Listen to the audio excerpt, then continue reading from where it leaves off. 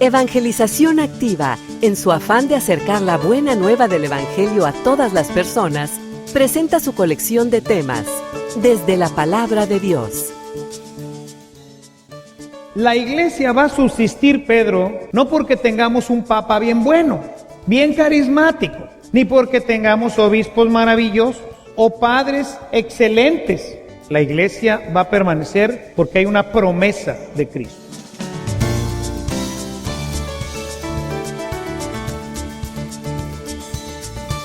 Este servicio te llega gracias a la aportación económica de nuestros suscriptores. Ayúdanos tú también a mantener este servicio activo. Participa con tu donativo y sigue escuchando estas enseñanzas.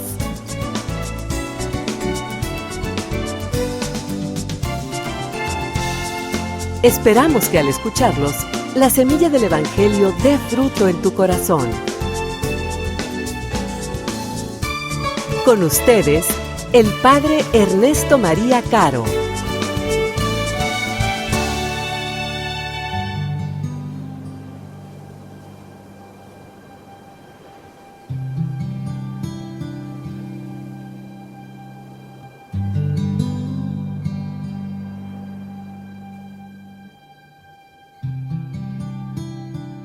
En aquel tiempo, cuando llegó Jesús a la región de Cesarea de Filipo, hizo esta pregunta a sus discípulos: ¿Quién dice la gente que es el Hijo del Hombre? Ellos le respondieron: unos dicen que eres Juan el Bautista, otros que Elías, otros que Jeremías o alguno de los profetas. Luego les preguntó: ¿y ustedes quién dicen que soy yo? Simón Pedro tomó la palabra y le dijo: Tú eres el Mesías, el Hijo de Dios vivo.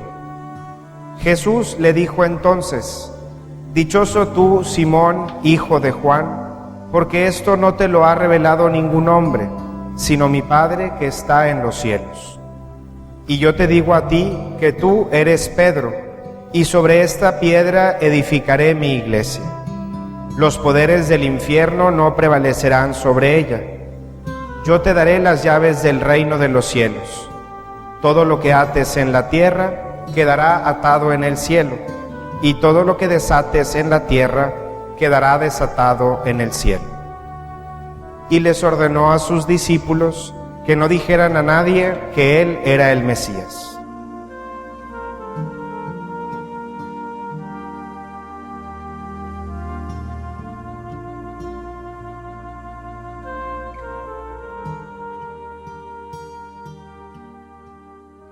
Este capítulo 16 que nos propone hoy la Escritura es un texto que ya hemos revisado en otras ocasiones, su contenido.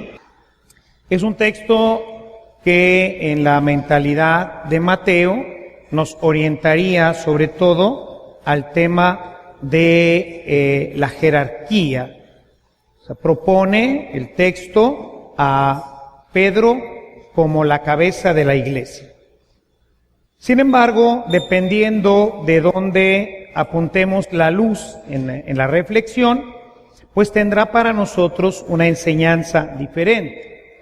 Si nosotros, como decía ahorita, apuntamos la luz sobre Pedro, pues tendríamos que reflexionar sobre el Papa. Tendríamos que reflexionar sobre esta figura que es el primero de los apóstoles, que va a ser la cabeza, va a ser la piedra sobre la que va a asentar Jesús su iglesia.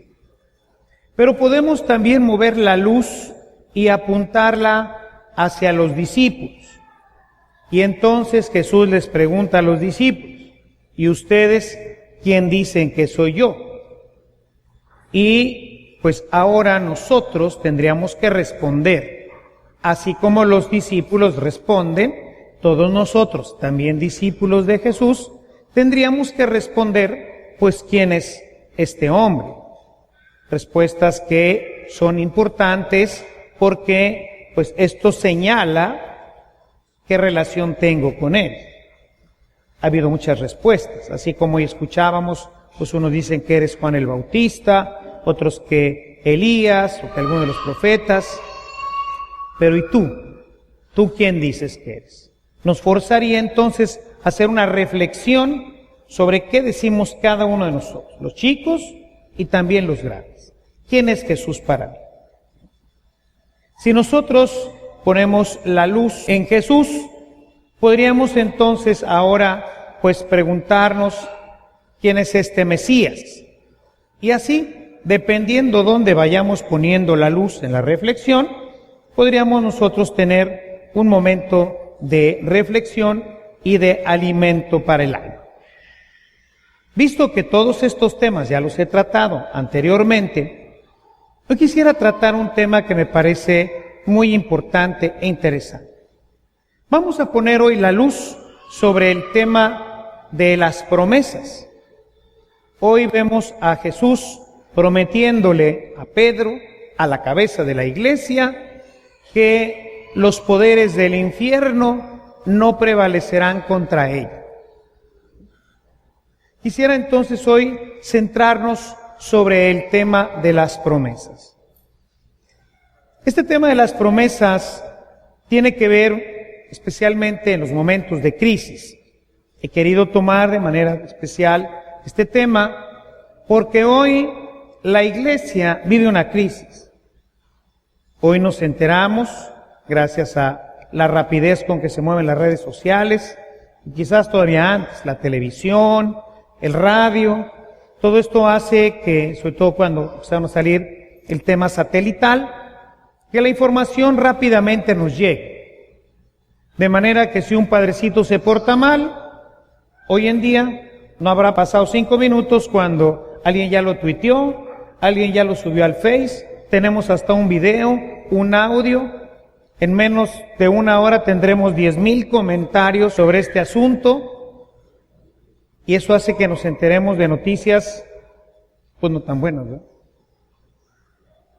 Recientemente, recordarán ustedes, publiqué tanto en nuestra hojita amarilla como en el Facebook la respuesta a una persona que me preguntaba si ya era el final del mundo, porque las apariencias nos podrían llevar a pensarlo, ¿no? Especialmente en el contexto de la iglesia, donde oímos pues continuamente pues temas que no nos gustan oír, escándalos con obispos, sacerdotes, con los mismos laicos cristianos que no dan un testimonio coherente. Y esto pues llevaba a estas personas a pensar, se va a acabar ya esto, estamos al final. Yo les decía, no, más bien me parece a mí que estamos al final de un periodo de la iglesia, un periodo que hoy necesita pues restaurarse, necesita pues regresar a los principios originales, etc. De eso hablamos ya en un tiempo. Pero esto no deja de meter en crisis a algunos. ¿Qué tipo de iglesia vivimos? ¿Será que estamos en la iglesia correcta? En medio de todos estos escándalos y todos estos problemas, no falta quien en su crisis abandona la iglesia.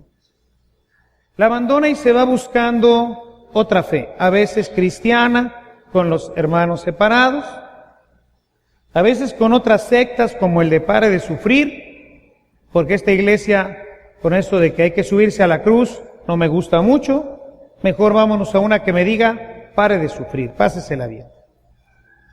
Otros, pues se van al ocultismo o a otras cosas. O sea, la crisis hace que nuestra vida tome decisiones no siempre acertadas.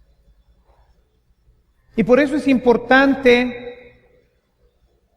el tema de las promesas de Jesús. Y la promesa que hoy hace es una promesa muy interesante. Quisiera nuevamente que fuéramos quien traiga su Biblia.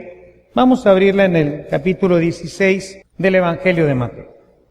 Leo el versículo 18 y 19 de este texto. Y yo te digo que tú eres Pedro, y sobre esta piedra voy a construir mi iglesia. Y ni siquiera el poder de la muerte puede interpretarse, el poder del Hades el poder del infierno podrá vencerla. Te daré las llaves del reino de los cielos. Lo que tú ates aquí en la tierra también quedará atado en el cielo, y lo que tú desates aquí en la tierra también quedará desatado en el cielo. Esta es una promesa, hermanos, que me parece muy importante porque nos va a servir para darnos cuenta de la importancia de las promesas y del valor de la palabra de Cristo. La Iglesia ha pasado por muchos momentos muy difíciles. Podemos ver a este hombre, Pedro, que como lo veremos la semana que entra, no ha pasado quizás ni unas horas, lo sabemos, pero pues ya se va a poner en problemas con Jesús. O sea, lo va a tratar de convencer de que no vayan a Jerusalén, al punto de que Jesús le va a decir: Pedro, hazte un lado, ponte detrás de mí, no seas como Satanás. Más adelante encontraríamos al mismo Pedro que dice: yo iré contigo hasta la muerte, y termina negándolo 3 veces. Y la Iglesia, hermanos, después de 2000 años, de 1000 escándalos, empezando con Pedro, aquí está. Cuando Dios ofrece algo, no lo ofrece porque tú, yo o el Papa seamos muy buenos y seamos capaces de sacar adelante la obra. No está basada en nuestros carismas, ni en nuestras fuerzas, ni en nuestros dones, porque no llegaría a ninguna parte. Por más bueno que seas, tu matrimonio permanece y es estable no porque tú seas bien bueno y bien fiel, sino porque Dios es bien bueno y es fiel y cumple sus promesas. La Iglesia permanece porque le dijo: ni siquiera los poderes del mal van a poder con ella. Es decir, la Iglesia va a subsistir, Pedro y queridos hermanos, no porque tengamos un Papa bien bueno, bien carismático, ni porque tengamos obispos maravillosos o padres excelentes. La Iglesia va a permanecer porque hay una promesa de Cristo. Y esa promesa es la que sostiene la crisis. Ahorita diríamos en esta iglesia, continuar. Cuando oímos que si el padre fulano, y si el seminarista sutano, y si el obispo, y gracias a Dios del Papa no oímos cosas, pero podríamos oírlas. Y oímos cantidad de escándalos de laicos comprometidos, ministros de la comunión, etcétera, que causan escándalo en la iglesia. ¿Y se va a acabar? No, porque no reposa en mi bondad, ni en la del Papa, ni en la del obispo. Reposa en una promesa, la promesa de Cristo. Ni los poderes del infierno podrán con ella. Se cuenta una anécdota del Papa Pío X, que fueron a decirle: su santidad, tenemos noticia cierta de que un grupo externo a la iglesia, decían los masones, que se dice que es una organización creada para destruir a la iglesia, tenemos noticias de que los masones van a lanzar una embestida grande contra la iglesia buscando destruirla. Cuenta la anécdota que el Papa se sonrió hacia los cardenales que venían con esta noticia y les dijo: hijos míos, en casi 2000 años, los que estamos adentro no hemos podido destruirla. ¿Tú crees que desde afuera podrán? Y vamos que le hemos echado ganas. La promesa, mis hermanos, es la que nos sostiene. Es una palabra de este hombre Dios al que Pedro acaba de decir: tú eres el Hijo de Dios. Por eso se juntan estas dos ideas. Y si tú crees, como Pedro, que Jesús, al que hoy venimos a celebrar, es verdaderamente el Hijo de Dios, tú vas a encontrar en este libro una promesa para cada una de tus crisis. A lo mejor ahorita alguno de ustedes está pasando por una crisis económica, o tiempo sin conseguir trabajo, o conseguimos un trabajo que ya no da lo suficiente para poder que la casa siga adelante. Y te metes en crisis.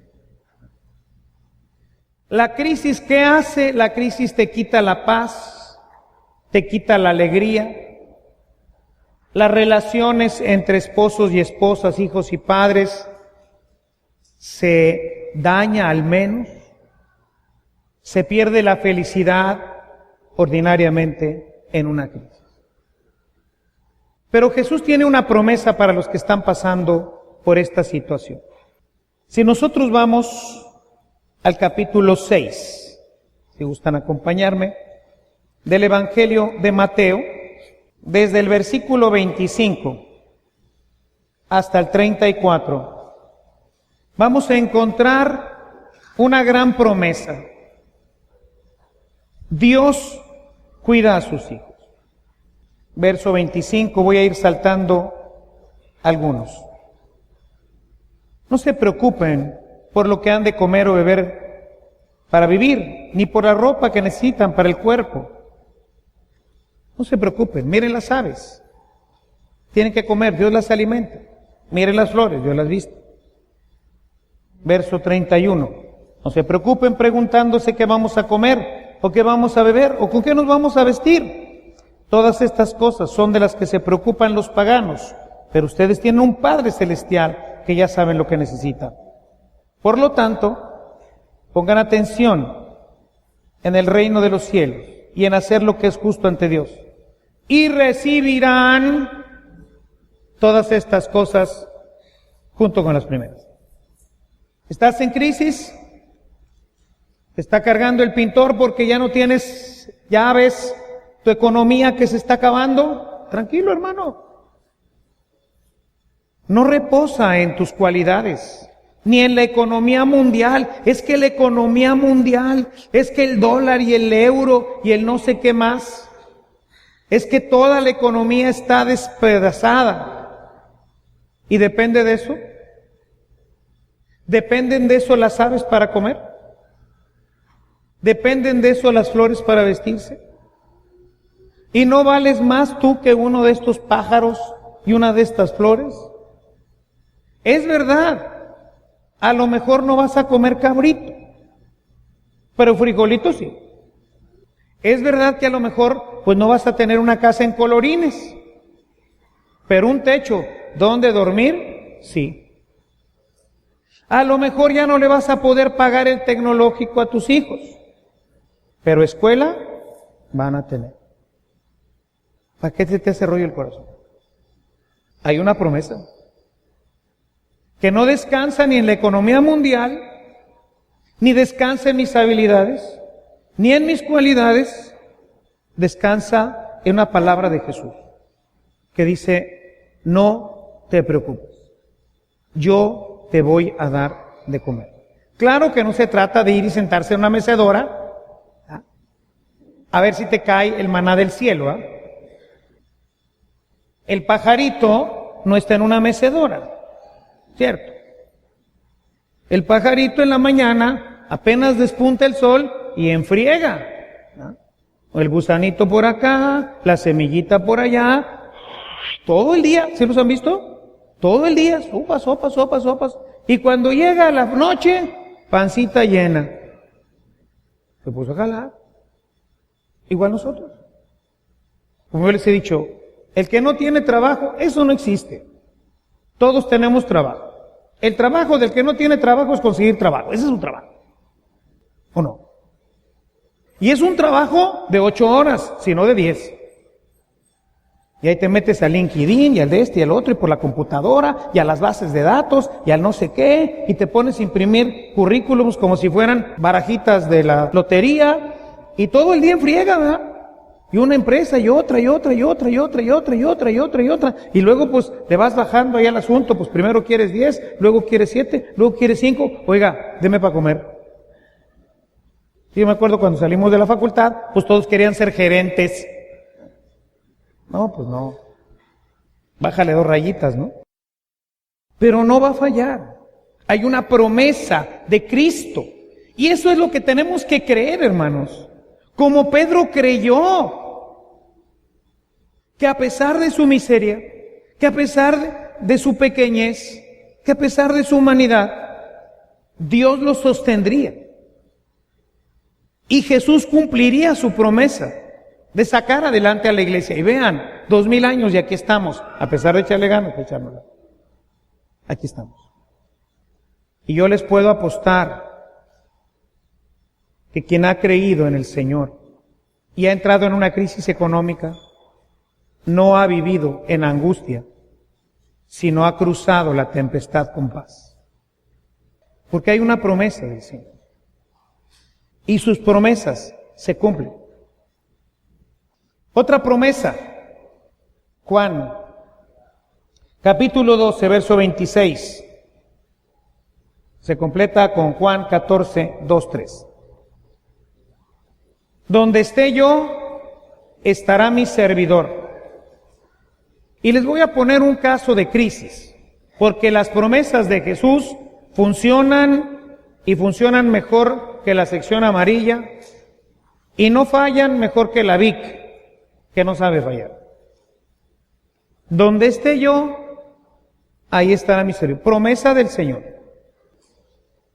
Hablábamos recientemente de nuestra familia, ¿cierto? La semana pasada, ¿recuerdan? Primero mi familia. De ese tío que nunca viene a misa. De ese tío que, pues, no reza, no conoce la Biblia y se enferma y se muere. Y sus familiares, sus amigos, nosotros decíamos, es gente que tú has amado, que tú has querido mucho. Y se murió. Y se habrá ido al infierno. Pues no venía a misa, no se confesaba, no comulgaba. Donde esté yo, estará mi servidor. Ciertamente que él no servía en la iglesia, no era ministro. No podíamos decir que él servía en un grupo de la iglesia. Pero muy posiblemente vivió muy bien el capítulo 25 de Mateo, que dice a partir del versículo 31, me viste enfermo y me fuiste a visitar. Era ese tío que era muy despapalloso, hasta bien mal habladote, ¿verdad? Pero el día que te enfermabas, llegaba y decía, ¿qué onda, pelado? ¿Cómo estás? Ya levántate, no seas... Bueno, ya saben qué diría, ¿verdad?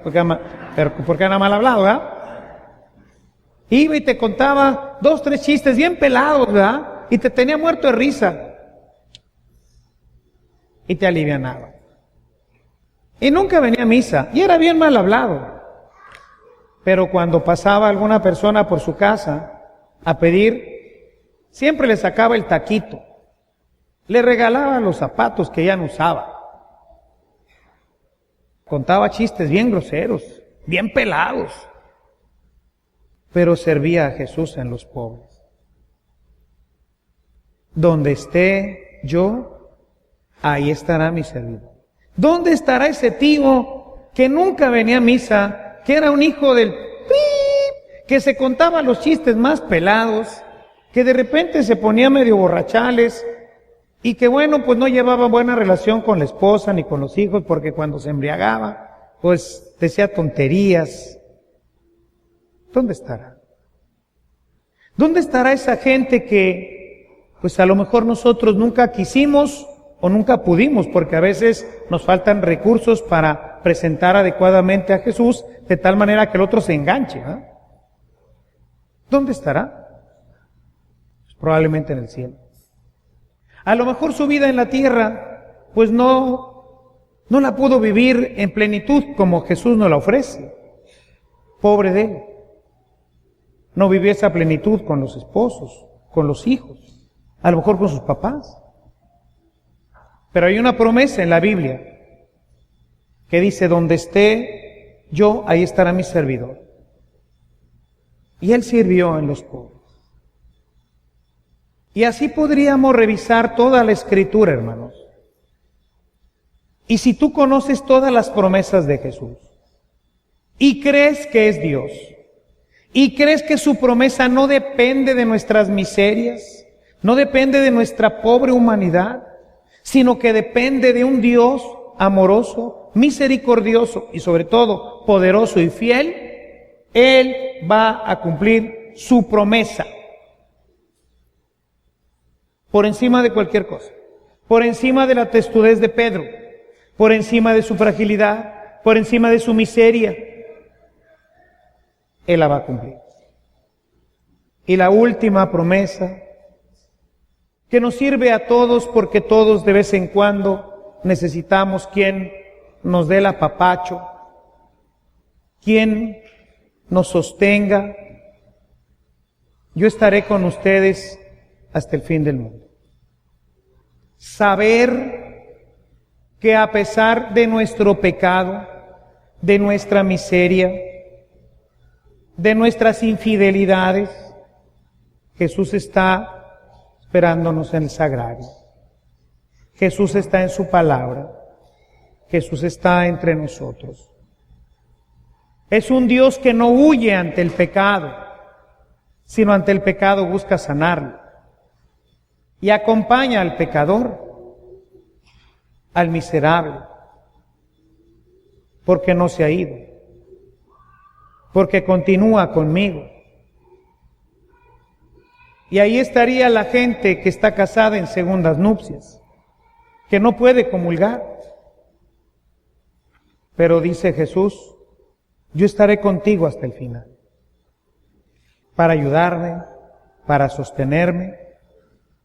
Y lo uniría a aquellas hermosas palabras de Jesús. ¿Está alguno cansado o agobiado? Venga, yo le daré descanso. Están en este libro, hermanos. Son las promesas de Jesús. Las promesas que nos sostienen en el momento de nuestras crisis. Todas las tendremos. O porque nos falta comida. O porque nos falta apapacho. O porque tenemos gente que queremos, como el tío este del que platico. Y de repente nuestra vida entra o tiende. La vida nos empuja hacia este agujero, hacia esta oscuridad. Y Dios dice, no. Yo tengo una promesa para ti.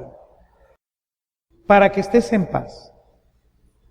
Para que tu vida no se pierda en esa turbulencia de tu humanidad, de tu debilidad, incluso, permítanme decirlo, de tu pecado. Tenemos un Dios fiel, hermanos. Tenemos un Dios poderoso y misericordioso que ha prometido tantas cosas. Pero sus promesas no son como las nuestras, que a veces sí y a veces no. Promesas que dependen de el que dice, yo te prometo ir a San Juan de los Lagos si sanas a mi hijo, por decir. Y luego no tienes ni para comer un taco. ¿Cómo vas a ir a San Juan de los Lagos?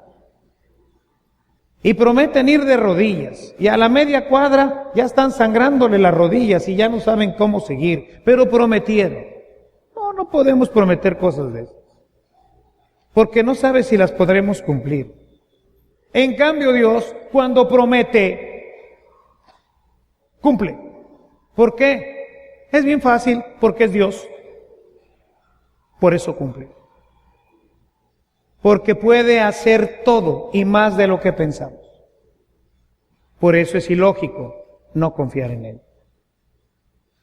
Confiar en Dios es tener la certeza de que nuestras crisis, sus promesas, se cumplirán. Conócelas y afiánzate a ellas. Y en el momento de la crisis, cree que el Señor la va a cumplir. Pídele que lo cumpla. Yo cuando oro por un enfermo le digo, Señor, tú prometiste Tú dijiste, impondrán las manos en los enfermos y sanarán. Cumple. Y el Señor cumple. No sabemos cómo. A veces esperamos que sane y se ponga bien, ¿verdad? Pero sabemos que la enfermedad más grave es la que está en el corazón. Es la que nos quita la paz. Yo estoy convencido de que todas las personas por las que yo he orado para darles el sacramento de la unción, o aún sin sacramento, cuando yo le he impuesto las manos y le he dicho, Señor, tú prometiste, tú dijiste, impondrán las manos en los enfermos y sanarán, yo creo eso. Algunos se levantan, he visto levantarse gente, sanar milagrosamente, pero a todos los he visto sanar de su corazón. Cree y verás las maravillas de Dios. Dios tiene una promesa para ti, que en el momento de tu crisis te regresará la paz. Conócelas, créelas y ama cada día más al Señor, y conocerás lo que es la paz, la alegría y la felicidad permanente en la vida. Alabado sea Jesús.